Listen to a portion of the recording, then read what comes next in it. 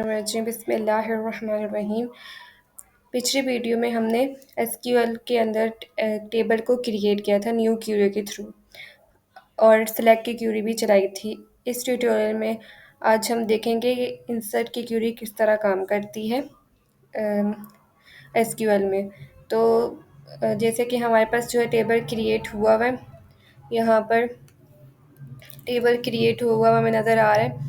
यहाँ पर मैंने यहाँ पर एक और न्यू टेबल बनाया है जिसका नाम मैंने रख दिया ग्रेड।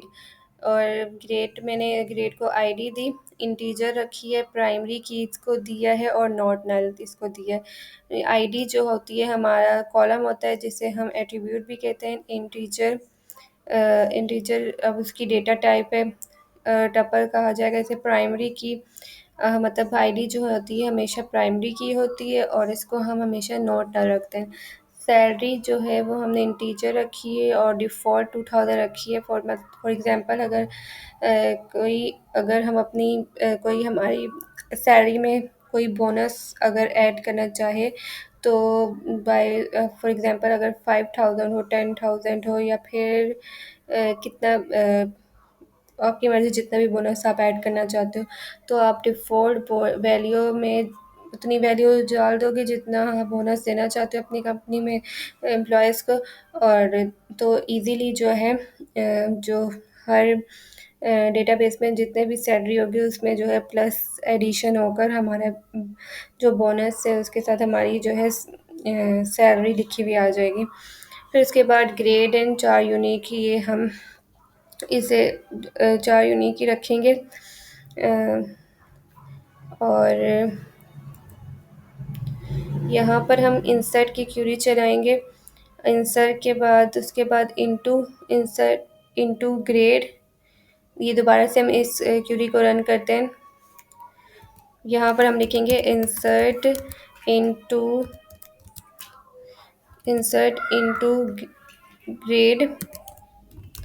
ग्रेड आईडी सैलरी और ग्रेड्स। हमने अपनी टेबल में यही कॉलम्स रखे हैं और इसी वजह से हम यहाँ पर इसे आईडी कॉलम जो हमारी कॉलम्स हैं उनका नाम है आईडी सैलरी ग्रेड्स। तो मतलब होता है इसका इंसर्ट करवा के लेकर आओ ग्रेड टेबल का नेम इनटू टेबल के नेम से टेबल के नेम जो हम कॉलम का नेम जो हमने दिया हुआ है, नहीं, टेबल का नेम जो है ग्रेड, उसके अंदर जो कॉलम है आईडी सैलरी और ग्रेड्स। जो ग्रेड का जो टेबल हमारा जो हमने जिस नेम से क्रिएट किया था ये ऊपर है, ये वो ग्रेड है। और उसके अंदर जितने भी कॉलम्स हैं आईडी सैलरी हो गया, ग्रेड्स हो गया, ये क्या है हमारे कॉलम्स हैं। अब हमने डेटा को इन तीनों को मतलब ये जो हमने क्रिएट किया है क्यूरी के अंदर इन तीनों को जो है वैल्यूज़ देनी है।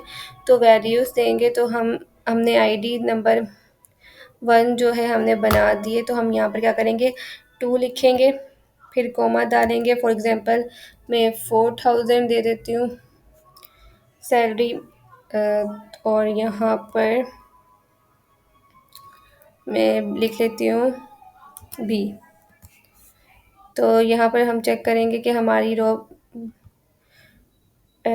हम इसे पहले सिलेक्ट करेंगे, फिर उसके बाद हम F5 क्लिक करेंगे और देखेंगे हमारी रो अफेक्ट हुई है कि नहीं। पहले हम जब रो को सिलेक्ट करने के बाद हम जो है F5 प्रेस करेंगे।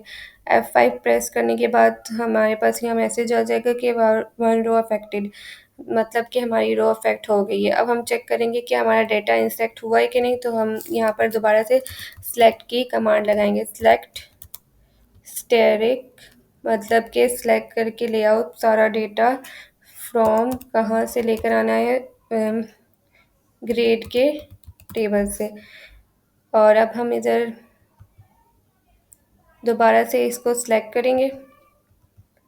सिलेक्ट करने के बाद F5 को प्रेस करेंगे। इट्स मीन हमारी जो है सैलरी यहाँ पर आईडी ग्रेड्स दोनों इंसर्ट हो रहे हैं। फॉर एग्ज़ाम्पल अगर हम एक और रो को इंसर्ट करके देखते हैं, इंसर्ट की क्यूरी लगाएंगे, इंसर्ट कर दें इनटू ग्रेड्स ग्रेड से क्या आईडी सैलरी सैलरी और ग्रेड्स और इसकी वैल्यूज़ हम दे देंगे। ये जो हमारी जो डेटा कॉलम्स हैं उनको हमने यहाँ पर वैल्यूज़ भी देनी होगी, आईडी सैलरी ग्रेड।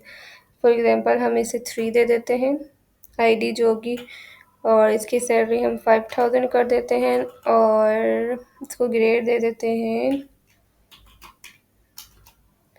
ग्रेड दे देते हैं ए। इन्वर्टेड कॉमास हमेशा सिंगल ही डालेंगे, डबल इन्वर्टेड कॉमास में ये आंसर जनरेट नहीं करके देगा। अब देखते हैं हमारी ये रो अफेक्टेड हुई है कि नहीं। नहीं, अभी इसमें कोई इशू है। अब हम चेक करते हैं कि इसमें क्या इशू है। यहाँ पर हमने लिखा इंसर्ट इनटू ग्रेड, आईडी का नाम दे दिया, सैलरी दे दी, ग्रेड भी दे दिए। सही। अब हमने यहाँ पर वैल्यूज़ इसको दी 3500। अगर हम इसको सी कर दें तो क्या होगा, दोबारा से इसको सिलेक्ट करेंगे और F5 प्रेस करेंगे। अब ये हो गया, हमने ग्रेड जो है चेंज देने, सेम ग्रेड हमने दे दिया था क्योंकि हमने इसको यहाँ 4 यूनिक रखा है, इस वजह से जो है हमने ग्रेड जो है यहाँ पर चेंज कर दिया। अब देखते हैं कि ये वर्क कर रहा है कि नहीं। यहाँ पर हमें हमारी जो है थर्ड रो भी क्रिएट होके मिल गई है। आज के लिए इतना ही। नेक्स्ट वीडियो देखने के लिए लाइक और सब्सक्राइब करना ना